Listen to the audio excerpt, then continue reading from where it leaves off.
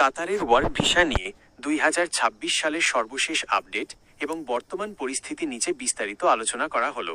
যারা এই মুহূর্তে কাতারে যাওয়ার জন্য আবেদন করার কথা ভাবছেন, তাদের জন্য এই তথ্যগুলো খুবই গুরুত্বপূর্ণ। কাতার ওয়ার্ক ভিসা আপডেট 2026। কাতারের শ্রমবাজার বর্তমানে বাংলাদেশিদের জন্য পুরোপুরি সচল রয়েছে। সম্প্রতি সামাজিক যোগাযোগ মাধ্যমে বাংলাদেশি কর্মীদের ভিসা বন্ধ সংক্রান্ত যে খবর ছড়িয়েছিল, তা প্রবাসী কল্যাণ মন্ত্রণালয় থেকে গুজব হিসেবে নিশ্চিত করা হয়েছে। উল্টো 2026 সালে কাতার বেশ কিছু নতুন সুযোগ ও নিয়ম চালু করেছে। বিশাল কর্মী নিয়োগ 2024 থেকে 2025 সালের সেপ্টেম্বর পর্যন্ত কাতার প্রায় 1,11,000 ষষ্ঠর বেশি বাংলাদেশি কর্মী নিয়েছে। 2026 সালেও এই ধারা অব্যাহত রয়েছে।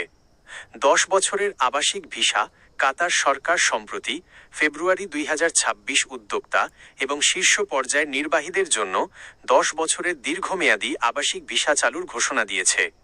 ভিসার মেয়াদ বৃদ্ধি মাল্টিপল এন্ট্রি ওয়ার্ক ভিসার MEWV মেয়াদ 180 দিন থেকে বাড়িয়ে 12 মাস করা হয়েছে। আবেদন করার পদ্ধতি। How to apply. কাতারে ব্যক্তিগতভাবে সরাসরি ওয়ার্ক ভিসার আবেদন করার সুযোগ কম।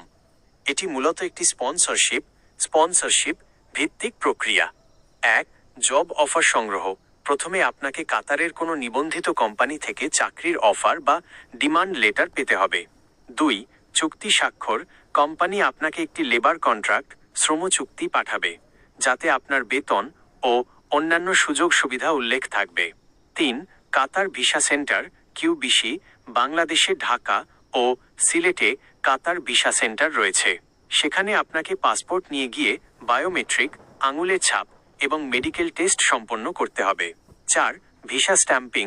মেডিকেল রিপোর্ট ফিট হলে কোম্পানি কাতার স্বরাষ্ট্র মন্ত্রণালয় থেকে আপনার ভিসা ইস্যু করবে। প্রয়োজনীয় কাগজপত্র।